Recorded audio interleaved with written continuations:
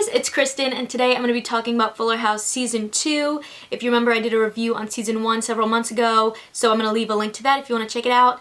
To be honest, I didn't really like Season 1, but I thought the Season 2 trailer looked better, and after watching this season, I can confidently say this season I thought was a whole lot better than Season 1. There's a new baby, there's a proposal, I'm going to dive into all the different cameos that happened this season, but first off, we got to start out with DJ's love life.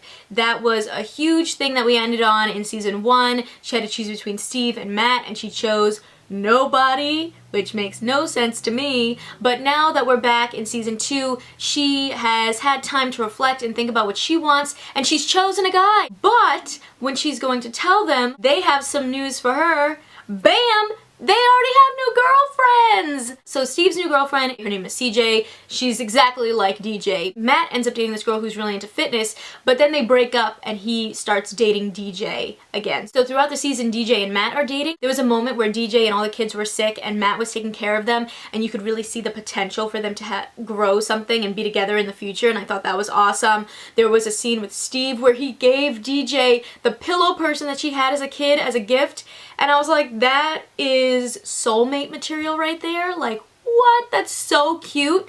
And just in general, I loved Steve and Matt's friendship that they developed. Last season, Steve was super jealous and he was just kind of an asshole kind of throughout the season, and I didn't really like it. This season though, he really redeemed himself. Him and Matt were really supporting each other. He didn't try to sabotage them in any way. In fact, he helped Matt at one point, and the two of them just showed that their friendship is stronger than them fighting over a girl. So this season I just kept going back and forth. Do I want to be with Matt or Steve? But I'll tell you guys at the end of this video who I suspect she might end up with. But besides that little love triangle, there was so much romance going on this season. Steph falls for Kimmy's lovably goofy younger brother, Jimmy. I know, right? Can you believe she's gonna end up with a gibbler? Their relationship was really cute. I loved seeing the potential that they had to be something serious, and Jimmy was so adorable. He was sort of like a goofier Ashton Kutcher type of character. Another one of my favorite parts this season was Kimmy's family. I love how close they are. Fernando moves into the house. He becomes a main cast member, so that was cool. I loved the Lucy and Ricky impersonation that they did in the Halloween episode. It was on point. I also love the relationship that Kimmy has with her daughter Ramona. I think that they have such a great mother-daughter dynamic. They can tell each other anything, and I appreciate that. I love seeing parent-child relationships like that because I just think that they reinforce strong family bonds and connections. I really loved how family-centric this season was. And I remember last season thinking that some of the stuff that was going on was too goofy, too wacky. It kind of strayed away from the main family storyline, and at times I forgot that I was even watching a family sitcom, but this time I felt like they were really grounded in that family mentality. There was just a lot more family-centric storylines where you learned a lesson or there was a moral of the story, which I really appreciate. I loved all the sisterly moments between Steph, DJ, and Kimmy. I loved the brother-sister dynamic between Jackson and Ramona. I also loved that there were so many holidays this season. You got to see Halloween, Thanksgiving, Christmas, New Year's, and I thought that also really helped to solidify the whole family theme that was going on and really focus the stories more.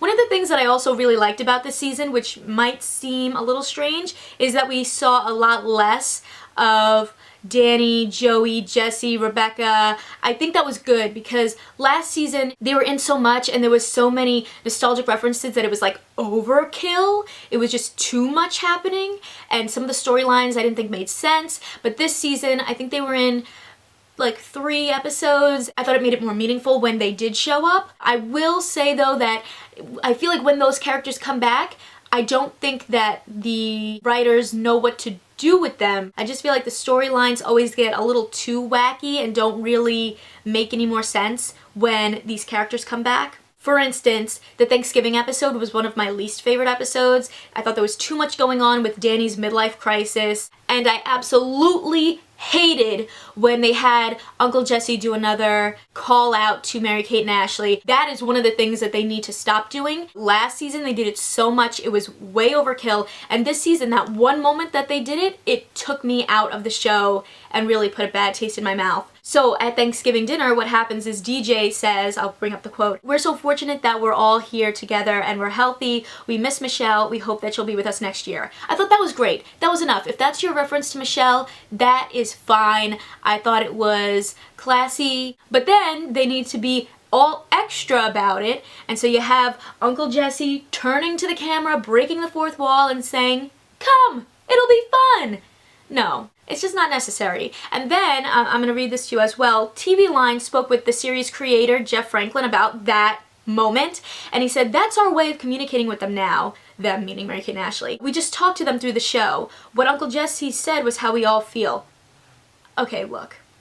I understand that they would like Mary-Kate and Ashley to come back and play Michelle, but it's not going to happen, and I don't think that takes away from the show. They already know the door's already open if they want to come back, so they don't want to. Just let it go. I would really hate to see every season them do some kind of fourth wall break and call out to Mary-Kate and Ashley, because it just is like kind of petty at this point, you know? It just really frustrates me, and I just need them to stop doing it. It just pulls the audience out of the show, and Mary-Kate and Ashley probably aren't even watching. They probably don't even care. Let's get into some of the cameos this season. There was a lot of great ones. One of the biggest was New Kids on the Block. It's really awesome because the Beach Boys were such a big part of Full House, and it's cool to see they have that same type of connection on Fuller House with New Kids on the Block. In my season 1 review, there was a bunch of people that I had mentioned that I would have loved to see come back. One of them was Bad Girl Gia, played by Marla Sokoloff, and she came back this season for a Girl Talk reunion. They even redid their cover of I Saw the Sign, so that was awesome. That was one of the moments that I really remembered very vividly from Full House. We get to go to DJ, Steve, and Kimmy's high school reunion. That was a lot of fun. We got to see a lot of cameos there.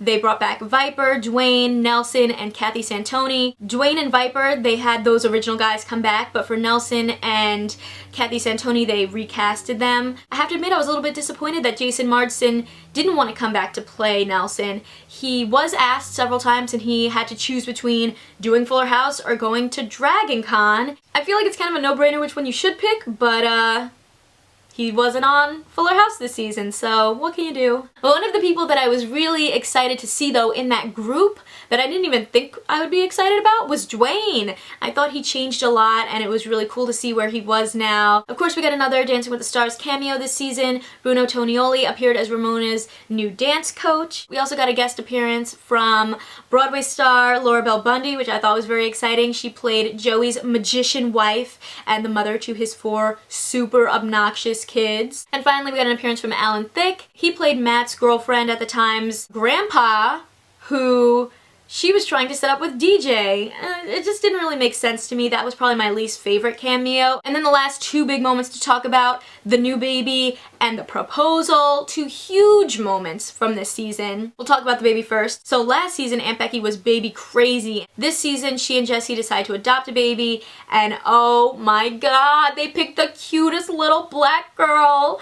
Oh my god, they named her Pamela after Jesse's sister, and I thought that was really sweet. But also, I'm just really excited about like the potential addition of diversity to be added to this show. I think it's gonna be really fun to see where this goes. And of course, the big proposal. I think people might have thought, oh, DJ's probably gonna pick Matt or Steve and get married to one of them. So, of course, they didn't do that. It was Steve proposing to CJ, his girlfriend, who basically is exactly like DJ. Steve starts freaking out, so DJ actually is the one who ends up proposing for him, which is really weird, actually. So CJ says yes, of course, but there's this weird lingering look afterwards between DJ and Steve, and I just feel like that means that this is not over yet. I don't really think that Steve's gonna end up marrying CJ. I just thought this was really interesting to see, because we also find out who DJ was originally going to pick at the very beginning of this season between Steve and Matt. She was gonna go with Steve. And you know what? I think it's always gonna be Steve, and I think